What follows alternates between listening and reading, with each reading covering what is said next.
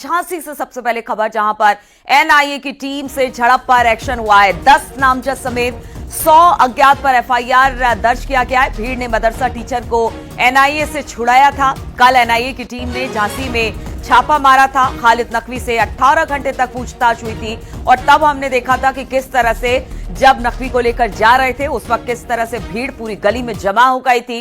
Police वालों से झड़प हुई, एनआईए की टीम से झड़प हुई। अब इस पूरे मामले में एक्शन हुआ है। 10 नामजद समेत 100 अज्ञात पर एफआईआर दर्ज कर ली गई है। भीड़ ने मदरसा टीचर को एनआईए से छुड़ाया था, वो तस्वीर भी हम आपको दिखा रहे हैं। अब इसके बाद कार्रवाई हुई है। कल एनआईए की टीम ने झांसी में छापा मारा था। खालिद नदवी से 18 घंटे तक पूछताछ हुई थी और जब नदवी को लेकर जा रहे थे उस वक्त लोगों ने उन्हें रोकने की कोशिश की थी।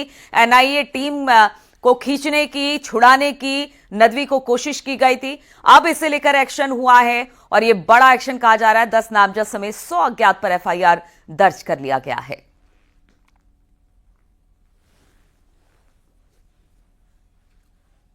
जिसमें जैसा मैंने पहले भी कहा कि वहाँ माहौल बिल्कुल ठीक है और जिन लोगों ने भी कानून तोड़ने की कोशिश की है उनके विरुद्ध कानूनन सख्त से सख्त कार्रवाई की जाएगी। कुछ इन्वेस्टिगेशन टीम से आप कुछ बात हुई हो या कुछ? इन्वेस्टिगेशन टीम तो वो अलग है ना, वो अपना काम कर रहे हैं, वो लोग अपना काम कर रहे हैं। सर, जिस तरह से उसको खींचा सर, हिरासत में लेके अपने साथ में सर, सब पे कानूनी कार्रवाई होगी। और बातचीत करने के लिए अश्वनी इस वक्त फोन लाइन पर हमारे साथ जुड़ गए हैं। अश्वनी, कल हमने वो तस्वीर देखी थी, एनआईए की टीम जब पहुंची नदवी को लेने के लिए उस वक्त भीड़ वहां पर जमा हो गई थी और अब इसके बाद कहा जा रहा है बड़ा एक्शन हुआ है, कुछ लोगों के खिलाफ एफआईआर दर्ज की गई है। क्या जानकारी इसे लेकर मिल रही है? देखिए, जो जानकारी मिली है उसके मुताबिक पुलिस ने शहर कोतवाली क्षेत्र में 10 नामजद और 100 अज्ञात जो लोग थे, उन्होंने जो छुड़ाया था खालिद मुफ्ती को एनआईए की हिरासत से, उनके खिलाफ कोतवाली में गंभीर धाराओं में मुकदमा दर्ज किया गया है। इसके अलावा कल तकरीबन 18 घंटे तक पूछताछ हुई थी मुफ्ती नदवी से। तमाम बातें सामने आई थी कि मुफ्ती नदवी कहीं ना कहीं जो जैसे संगठन है उसको लेकर कुछ गतिविधियों में लिप्त होने की आशंका थी। इसके अलावा विदेशी फंडिंग, ऐसी भी आशंका थी कि विदेशी फंडिंग में भी ये शामिल था। तो कुल मिला करके मुफ्ती नदवी से 18 घंटे की पूछताछ हुई। इसके बाद जैसे ही हिरासत में लिया था तत्काल सैकड़ों की संख्या में समर्थक अचानक एकदम से मुफ्ती नदवी को छुड़ाने के लिए आ गए थे और काफी धक्का मुक्की भी हुई। एनआईए के अफसर भीड़ में गिर भी गए थे। इसके अलावा पुलिस कर्मियों से भी काफी धक्का मुक्की की गई। इस दौरान भीड़ छुड़ा भी ले गई थी एनआईए की हिरासत से मुफ्ती खालिद को।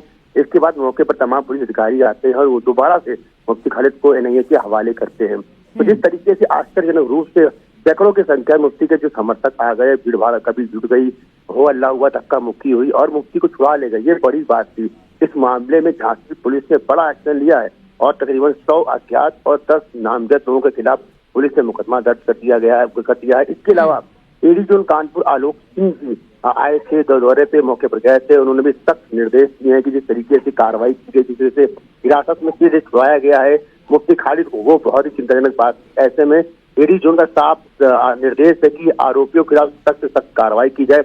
अब यहाँ से देखने वाली बात ये होगी जिस तरीके से एनआईए की छुड़ाया था मुफ्ती खालिद को, उसको लेकर के पुलिस अब कितना बड़ा सख्त कदम उठाती है और गिरफ्तारियां इस पूरे मामले में तो गिरफ्तारी होती है। आपका वो कीजिए। ठीक है अश्वनी, बहुत बहुत शुक्रिया आपका जानकारी देने के लिए।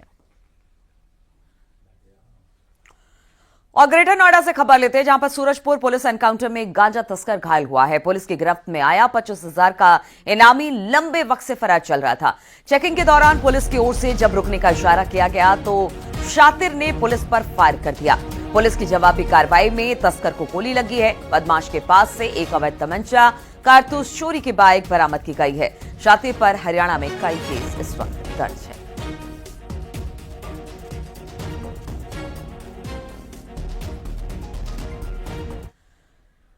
खबर फिरोजाबाद से लेते हैं, जहां पर पुलिस की मोबाइल लुटेरों से मुठभेड़ हो गई। पुलिस ने एक शातिर को गिरफ्तार कर लिया जबकि दूसरा फरार बताया जा रहा है, जिसकी तलाश इस वक्त तक की जा रही है।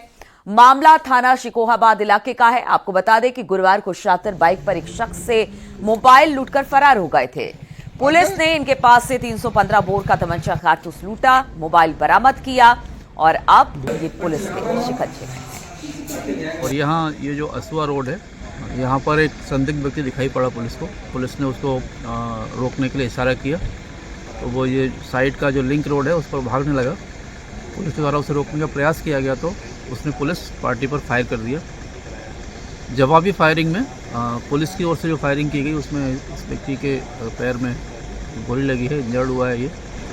मौके पर ही इसके कब्जे से एक 315 बोर का तमंचा बरामद हुआ है। जिस मोटरसाइकिल से इन्होंने घटना की थी वो मोटरसाइकिल मौके बरामद हुई है। इसकी तलाशी में इसके पास से एक मोबाइल भी बरामद हुआ है जो किसी अन्य घटना में चोरी हुआ था। और हरदोई में एक बारात बिना दुल्हन के वापस लौट गई। दूल्हे के नशे में होने की बात ऐसी बिगड़ी कि दुल्हन ने, उसके परिवार वालों ने नशेड़ी दूल्हे के संग दुल्हन के फेरे लेने से इनकार कर दिया, जिससे बारात में हंगामा मच गया। मौके पर पुलिस बुलानी पड़ गई।